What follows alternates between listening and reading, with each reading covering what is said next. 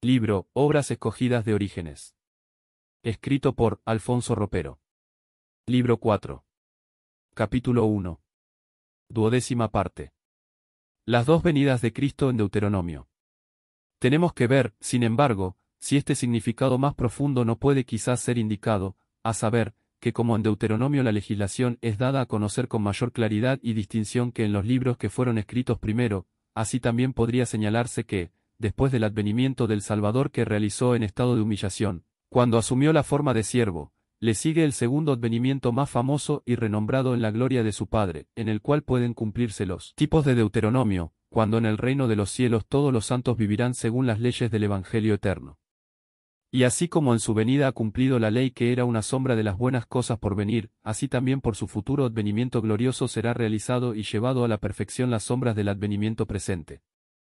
Porque así habló el profeta en cuanto a ello: el aliento de nuestras narices, el ungido del Señor, de quien habíamos dicho, a su sombra tendremos vida entre las gentes. Lamentaciones 4, 20, en el día cuando Él transfiera dignamente a todos los santos del Evangelio temporal al eterno, según la designación usada por Juan en el Apocalipsis de un Evangelio eterno. Apocalipsis 14, 6.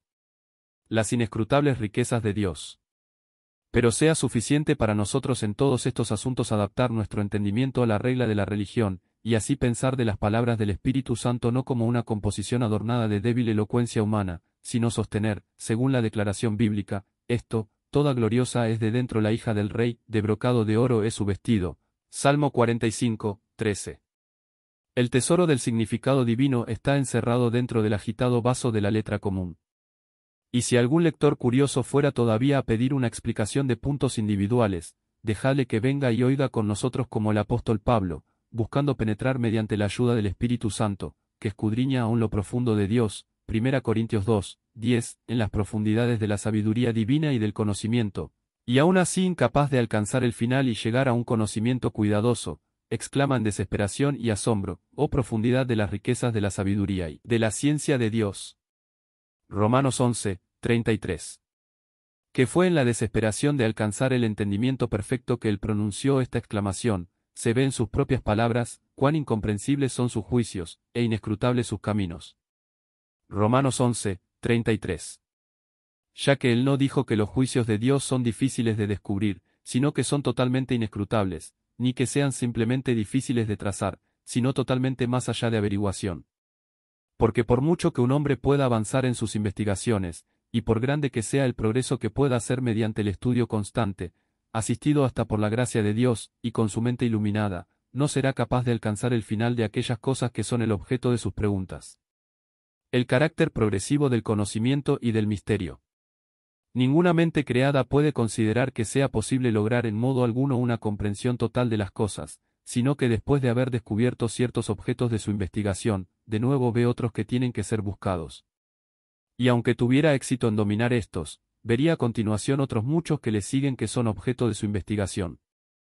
Por esta razón, Salomón, el más sabio de los hombres, contemplando con su sabiduría la naturaleza de las cosas, dice: todas estas cosas probé con sabiduría, diciendo, me he de hacer sabio, mas ella se alejó de mí. Lejos está lo que fue, y lo muy profundo, ¿quién lo hallará? Eclesiastés 7, 23 y 24. También Isaías, sabiendo que los principios de las cosas no podían ser descubiertos por la naturaleza mortal, ni siquiera por las naturalezas que, aunque más divinas que humanas, sin embargo han sido creadas o formadas, sabiendo, pues, que por ninguno de estas puede descubrirse el principio o el final, dice: traigan, y anúncienos lo que ha de venir, díganos lo que ha pasado desde el principio, y pondremos nuestro corazón en ello, sepamos también su postrimería, y hacednos entender lo que ha de venir. Dadnos nuevas de lo que ha de ser después, para que sepamos que vosotros sois dioses, o a lo menos haced bien, o mal, para que tengamos que contar y juntamente nos maravillemos. Isaías 41, 22 al 23. Mi maestro hebreo también usó esto para enseñarnos que como el principio y el fin no puede ser comprendido por nadie, excepto por nuestro Señor Jesucristo solo y por el Espíritu Santo, así, bajo la forma de una visión Isaías habló de dos serafines solamente, que con dos alas cubren el semblante de Dios, y con otras dos sus pies, y con dos vuelan, llamándose uno al otro y diciendo: Santo, Santo, Santo es el Señor, el Dios de Sabaoth, la tierra entera está llena de su gloria. Isaías 6, 3. Que el serafín solo tenga sus alas sobre el rostro de Dios y sobre sus pies, nos aventuramos a declarar su significado como que ni siquiera las huestes de los santos ángeles, ni los tronos, ni dominios, ni principados, ni potestades, pueden entender totalmente el principio de todas las cosas y los límites del universo. Nosotros debemos entender que aquellos santos, a quienes el Espíritu ha enrolado, y las virtudes, se aproximan muy estrechamente a los mismos principios, y alcanzan una altura que otros no pueden alcanzar, y aún así, cualquier cosa que las virtudes hayan aprendido por la revelación del Hijo de Dios y del Espíritu Santo, y seguramente son capaces de aprender muchísimo, y los de rango más alto mucho más de los de rango inferior, es imposible para ellas comprender todas las cosas, según la declaración, la mayoría de sus obras las hace en secreto, Eclesiástico 16, 21. Por lo tanto, es de desear que cada cual, en la medida de sus fuerzas, prosiga hacia lo que está delante, olvidando lo que queda atrás, para mejores obras y una aprehensión más clara y mayor entendimiento, por medio de Jesucristo nuestro Salvador, a quien sea la gloria para siempre. Filipenses 4, 13 al 14. La cuestión de las sustancias y la Trinidad. Que quien se interese por la verdad no se preocupe mucho por las palabras y el lenguaje, viendo que en cada nación prevalece un uso diferente del idioma, sino que dirija su atención al significado apuntado por las palabras, antes que a la naturaleza de las palabras que portan el significado, sobre todo en los asuntos de tal importancia y dificultad como, por ejemplo, cuando es objeto de investigación si hay alguna sustancia, en la que ni color, ni forma, ni tacto, ni magnitud debe ser entendida como existiendo visiblemente a la mente sola, que cada cual nombra como a él le agrada. Los griegos la llaman asmaton, esto es, incorpóreo, mientras la Escritura Santa declara que es invisible, porque Pablo llama a Cristo la imagen del Dios invisible, y dice otra vez, que por Cristo han sido creadas todas las cosas, visibles e invisibles. Colosenses 1, 15 al 16. Mediante esto se declara que hay, entre las cosas creadas, ciertas sustancias que son, según su naturaleza peculiar, invisibles. Pero, aunque éstas no son corpóreas en sí mismas, hacen uso de cuerpos, mientras que son mejores que las sustancias corporales.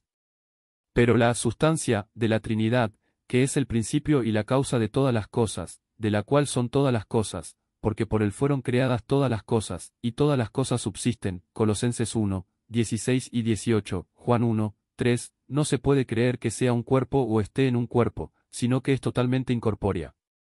Nota del editor. Según las palabras de Johann Fichte, en su Manual de Historia de la Filosofía, Orígenes demostró de forma tan convincente la espiritualidad de Dios, que en adelante desaparecen de la literatura teológica todas las interpretaciones materiales. Fin de la nota del editor. Por ahora sea suficiente lo hasta aquí dicho brevemente sobre estos puntos, aunque en una digresión, causada por la naturaleza del tema, para mostrar que hay ciertas cosas cuyo significado no puede ser revelado a todos mediante palabras del lenguaje humano, sino que son dadas a conocer mediante simple aprehensión, antes que por cualquier propiedad de sus palabras. Y bajo esta regla debe ser llevado también el entendimiento de la Escritura Sagrada, para que sus declaraciones puedan juzgarse no según la indignidad de la letra, sino según la divinidad del Espíritu Santo, por cuya inspiración ella fue puesta por escrito. Si este episodio ha sido de bendición para tu vida, por favor, no dudes en dejarnos un comentario mencionando desde dónde nos escuchás, y cómo ha sido de bendición para ti. Los testimonios de nuestros seguidores nos sirven de aliento en soporte bíblico para seguir produciendo episodios como el que escuchaste. Que Dios te bendiga.